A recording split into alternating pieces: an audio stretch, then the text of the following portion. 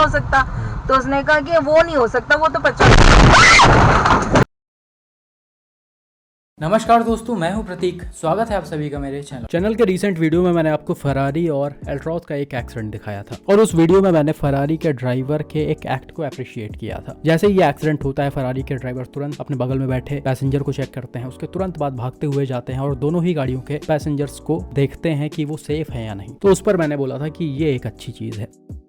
हालांकि ये किसी भी तरह से उनके प्रीवियस एक्ट को जस्टिफाई नहीं करता है या फिर उस पर पर्दा नहीं डाला जा सकता है, लेकिन जो भी इन्होंने किया वो ह्यूमैनिटी कहलाती है। क्योंकि आपको बहुत अच्छे से पता होगा, जितने भी एक्सीडेंट्स होते हैं इंडियन रोड्स पर, खासकर ऐसे रैश ड्राइविंग वाले, हाई स्पीडिंग वाले, जिसमें थोड़ा ठीक ठाक पैसे वाले लोग, इन्फ्लुएंशियल लोग शामिल होते हैं, उसमें 90% से भी ज्यादा ड्राइवर्स इनह्यूमन बिहेव करते हैं।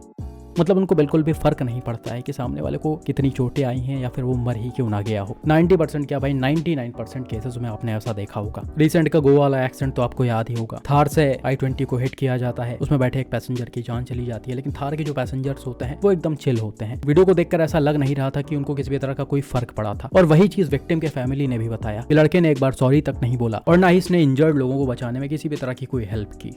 बिल्कुल वैसा ही सीन आपको दिल्ली के स्कॉर्पियो एन वाले एक्सीडेंट में दिखा होगा, जिसमें स्कॉर्पियो और बाइक की टक्कर होती है। बाइक वाला जाकर सड़क के किनारे गिरता है, काफी ज्यादा इंजर्ड हो जाता है, लेकिन स्कॉर्पियो के ड्राइवर और उसके साथ बैठी उसकी बहन को कोई फर्क नहीं पड़ता। वो लोग सिर्फ ब्लेम डालकर अपना पीछा छुड़ाने की कोशिश करते हैं। बिल्कुल सेम चीज कुछ दिनों पहले हरियाणा के फरीदाबाद में हुए इस वाले एक्सीडेंट में भी देखने को मिला था। मैंने ये एक्सीडेंट आपको एक वीडियो में दिखा रखा था, जिसमें एक इनोवा आई क्रॉस पीछे से आती है, उसका ड्राइवर डिस्ट्रैक्ट होता है और सीधा आकर ये बाइक को हिट कर देता है जो डैश कैम वाले कार के पीछे खड़ी होती है, और इसमें अनफॉर्चुनेटली पीछे बैठे पिलियन की डेथ हो जाती है।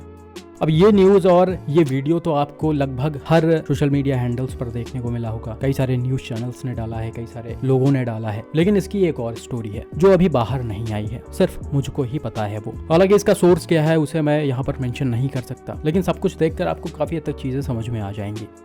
ये कार का फ्रंट वीडियो है और जिस कार में डैश कैम लगा हुआ है वो मारुति सुजुकी ग्रैंड विटारा है। यहाँ पर आप देख सकते हो गाड़ियां नॉर्मल स्पीड में चल रही हैं। तभी थोड़ा सा आगे जाकर ट्रैफिक में जब राइट लेन में सारी गाड़ियां खड़ी होती हैं, शायद सिग्नल है आगे, तो ये डैश कैम वाली कार यानी ग्रैंड विटारा इस टाटा नेक्सॉन के पीछे थोड़ा बहुत डिस्टेंस मेंटेन करके रुक जाती है।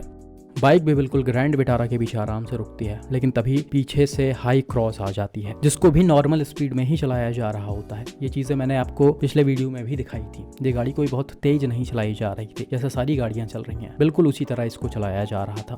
लेकिन जैसा कि यहाँ पर क्लियरली देखकर लग रहा था कि ड्राइवर का ध्यान पूरी तरह से सामने नहीं था। या तो वो किसी पैसेंजर से बात कर रहे होंगे, या तो वो फोन चला रहे होंगे, या फिर उनका ध्यान कहीं और होगा। इसलिए उन्होंने एक बार भी ब्रेक लगाने की कोशिश नहीं की है। जिस स्पीड में इनोवा थी, सीधा आकर उसने बाइक को हिट करते हुए ग्रैंड विटारा को हिट कर दिया है, जिसके बाद ग्रैंड विटारा आगे बढ़कर नेक्सॉन के बैक साइड में घुस गई है। एक्सीडेंट के बाद यहाँ पर गाड़ी का फ्रंट भी ठीक ठाक डैमेज हुआ है, रियर भी डैमेज हुआ है और नेक्सॉन के भी रियर में कुछ हद तक नुकसान देखा जा सकता है। अब यहाँ तक जो भी मैंने आपको बताया उसमें से काफी ज्यादा चीजें पहले ही वीडियो में क्लियर थी। फ्रंट वीडियो सिर्फ सामने आया है, लेकिन इसके बाद का जो मैं सेक्शन आपको बता रहा हूँ वो शायद कहीं भी नहीं है। इनोवा के ड्राइवर बाहर उतरते हैं और वो सीधा सीधा ग्रैंड विटारा के ड्राइवर पर ब्लेम डाल देते हैं कि उन्होंने शायद अचानक से ब्रेक मारा है, इसलिए उनकी गाड़ी कंट्रोल नहीं हुई और ये एक्सीडेंट हो गया। लेकिन जब ग्रैंड विटारा के ड्राइवर बोलते हैं कि मेरे गाड़ी में डैश कैम लगा हुआ है, सारी चीजें एकदम क्लियर हैं, तो हाई क्रॉस के ड्राइवर बोलते हैं कि रोड पर तो एक्सीडेंट्स होते ही रहते हैं। और इसी के थोड़ी ही देर बाद पीछे से एक और गाड़ी आती है जो हाई क्रॉस के लोगों के साथ में ही होती है। वो आती है एक्सीडेंट स्पॉट पर, हाई क्रॉस के लोगों को बैठाती है और स्पॉट से निकल जाती है। हालांकि इन सब ड्यूरेशन में पुलिस वाले वहां पर मौजूद थे, वो ट्रैफिक को मैनेज कर रहे थे, सिचुएशन को मैनेज कर रहे थे। और ऐसा बताया जा रहा कि उनके सामने ही हाई क्रॉस के ड्राइवर दूसरे गाड़ी में बैठ के गए हैं। ना ही पुलिस वाले ने उनसे कोई आईडी ली और ना ही उनका नाम पता पूछने की कोशिश की, जिससे लोगों को कुछ हद तक ये समझ में आ रहा था कि उनका जो कनेक्शन है वो शायद ऊपर लेवल तक होगा। क्योंकि ऐसे किसी भी तरह के एक्सीडेंट में पुलिस वाले अक्यूज्ड को जाने नहीं देते हैं, या फिर किसी भी गाड़ी वाले को तुरंत ही जाने नहीं देते हैं। अगर आसपास पुलिस पहुंच जा रही है एक्सीडेंट स्पॉट पर, तो वो सबका बयान दर्ज करवाएगी, कैसे एक्सीडेंट हुआ है वो देखेगी, डैश कैम फुटेज देखेगी। अगर डैश कैम है तो किसकी गलती है, अगर उनको वो समझ में आ गया तो उसको तो खास कर नहीं जाने देगी। लेकिन यहाँ पर ऐसा कुछ हुआ नहीं। हालांकि इसके बाद FIR रजिस्टर हो गया था, लेकिन हाई क्रॉस के ड्राइवर पकड़ में नहीं आए थे, जो कि न्यूज में भी मेंशन था।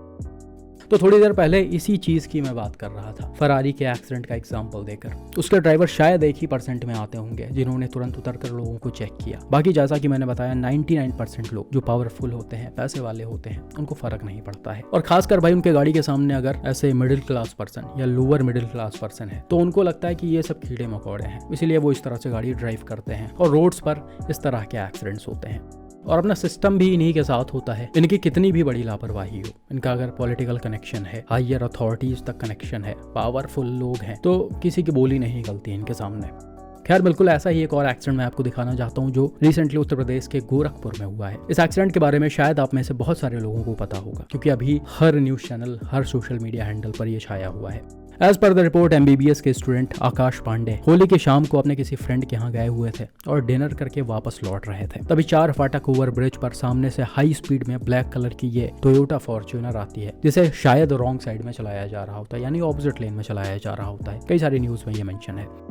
अब ड्राइवर किसी व्हीकल को ओवरटेक कर रहा था, या फिर ये ऐसा ही अनकंट्रोल हुआ ओवर स्पीडिंग की वजह से, या ये नशे वशे में था, उसे तो हम दावे के साथ नहीं बोल सकते। लेकिन इसकी गाड़ी ऑपोजिट लेन में आती है और सामने से आ रहे कुछ 2 व्हीलर्स को हिट कर देती है। सबसे आगे शायद आकाश की स्कूटी होती है, जिस पर डायरेक्ट इम्पैक्ट पड़ता है और आकाश हवा में उछलकर जो बाउंड्री के ऊपर रेलिंग बना होता है, सेफ्टी गार्ड बना होता है, उस पर जाकर लटक जाते हैं। और ये कोई नॉर्मल तरीके से नहीं भाई, बड़ा ही खतरनाक एक्सीडेंट है। आपको मैं यहाँ पर फोटोज़ नहीं दिखा सकता, लेकिन अगर आप ट्विटर वगैरह यूज़ करते होंगे या फिर नॉर्मली सर्च करेंगे जब क्रोम पे इस एक्सीडेंट के बारे में, तो आपको दिख जाएगा कि स्कूटी राइडर किस सिचुएशन में थे वहाँ पर। खैर, इसी के साथ साथ ये भी बताया जा रहा कि स्कूटी को फॉर्च्यूनर ने करीब 200 मीटर तक घसीटा है। मतलब इतनी ज़्यादा तेज रफ्तार थी इसकी कि एक्सीडेंट के बाद भी इसे कंट्रोल नहीं किया जा सका। और इसी के जस्ट बाद इसने 2 और बाइकों को हिट किया था, जिसमें 3 और लोग इंजर्ड हुए हैं। और अनफॉर्चुनेटली यहाँ पर आकाश की डेथ हो जाती है। अब डेथ यहाँ पर तुरंत हुई या थोड़ी देर बाद हुई, उसे भी हम दावे के साथ नहीं बोल सकते, क्योंकि इनको हॉस्पिटल ले जाने में काफी टाइम लगाया गया। जबकि फॉर्च्यूनर का ड्राइवर जो था वो तुरंत ही स्पॉट से भाग गया था। कुछ देर बाद लोग जब इनको हॉस्पिटल लेकर जाते हैं, स्कूटी राइडर को, तो वहाँ पर बताया जाता है कि इनकी डेथ हो चुकी है। अब भाई, फॉर्च्यूनर का ड्राइवर जो है वो पॉलिटिकल बैकग्राउंड से आता है और शायद ये ब्लॉक प्रमुख का इलेक्शन भी लड़ने वाला था। आप इसके कुछ रैली वगैरह के वीडियोस देख सकते हो। साथ ही में इनके ऊपर कुछ और मामले भी हैं पहले से, और इनके गाड़ी पर कई सारे ओवर स्पीडिंग के चालान भी हैं।